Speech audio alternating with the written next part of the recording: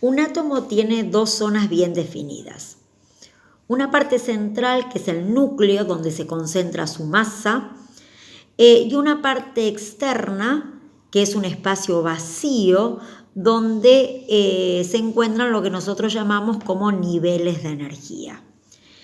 Dentro del núcleo están los protones, que tienen carga positiva, y los neutrones, que no tienen carga. Y por fuera, en los niveles de energía, se encuentran los electrones, que tienen carga negativa. A estas tres partículas se las llaman partículas subatómicas. Los niveles de energía más alejados del núcleo son los que tienen mayor energía y los electrones que se encuentran en ellos también. Entonces, si un electrón quiere pasar a un nivel de mayor energía, necesita captar energía. Y si por el contrario un electrón quiere bajar de nivel, entonces necesita liberar energía. Esos niveles de energía tienen una cantidad máxima de electrones que pueden llevar.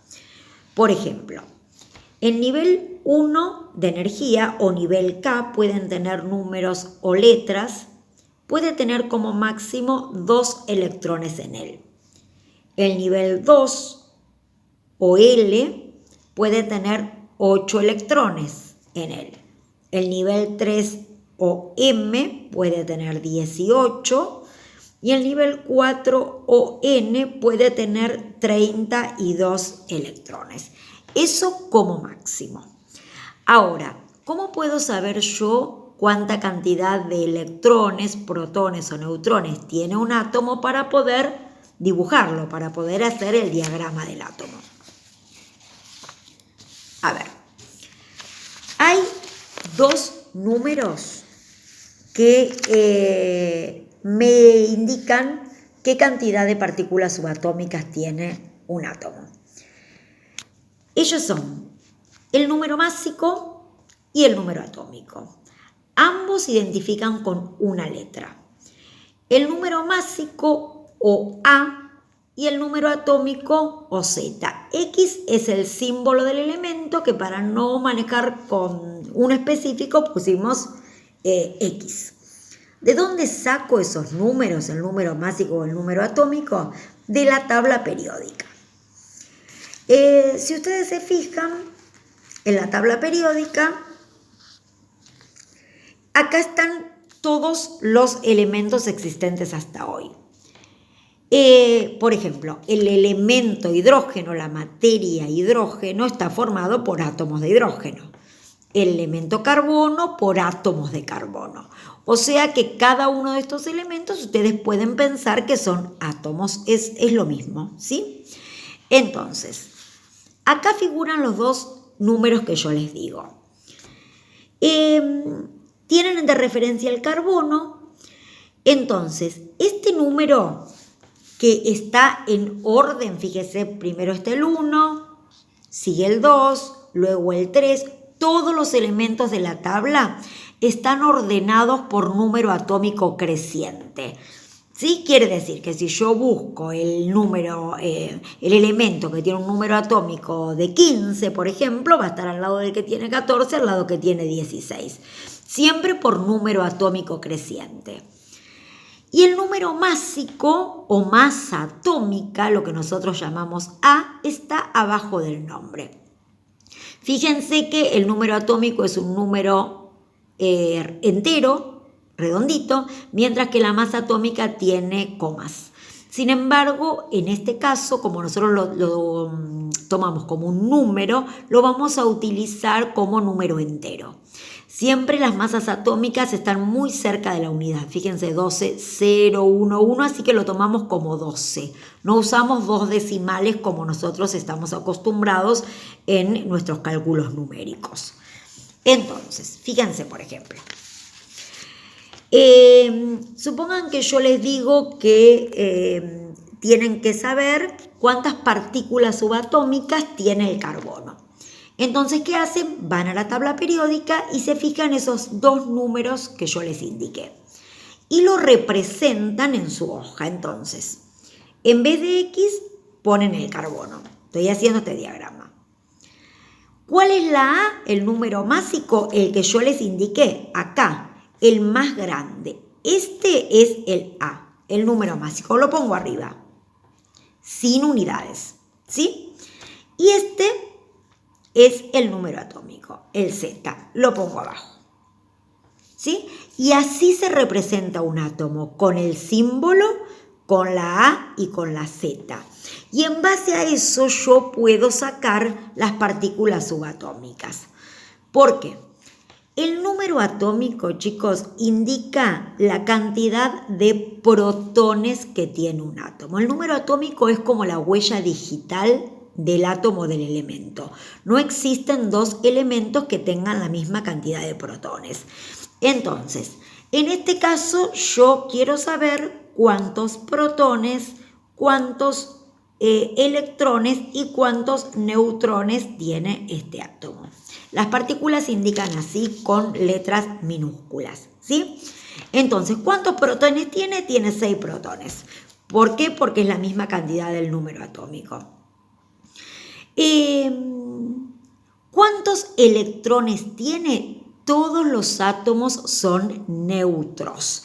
Entonces, si un átomo es neutro, quiere decir que no tiene carga. Entonces, las cargas positivas tienen que ser igual a las cargas negativas. Excepto que se indique lo contrario, todo átomo es neutro. Entonces, si yo sé que tiene 6 protones, entonces la misma cantidad de electrones va a tener. Eso es muy simple, igual al número atómico, ¿sí? Ahora, ¿cómo saco los números en la cantidad de neutrones? Para eso utilizo el otro número. Fíjense, el número másico, ustedes saben que la masa, la parte maciza de un átomo está en el núcleo. Entonces, ¿quiénes formaban el núcleo? El protón y el neutrón. Entonces, el número másico es la suma de los protones y los neutrones. Quiere decir que es acá, este 12, que es el número másico, son los protones y los neutrones. ¿Está bien? Y entonces, ¿cómo sé cuántos neutrones hay? Bueno, si 12 son los protones y los neutrones y yo sabía que 6 eran los protones, entonces otros 6 van a ser los neutrones. Para sacar los neutrones yo tengo que hacer A menos Z. El número más grande menos el número más chico. 12 menos 6 me da 6. ¿Sí? Entonces, bueno, en este caso coinciden que siempre el mismo número. Bueno, una vez que yo sé las partículas subatómicas, entonces puedo hacer el diagrama del átomo, puedo dibujarlo. ¿Qué hago? Un núcleo. Dentro del núcleo hay 6 protones, me queda un poco chiquito, y 6 neutrones.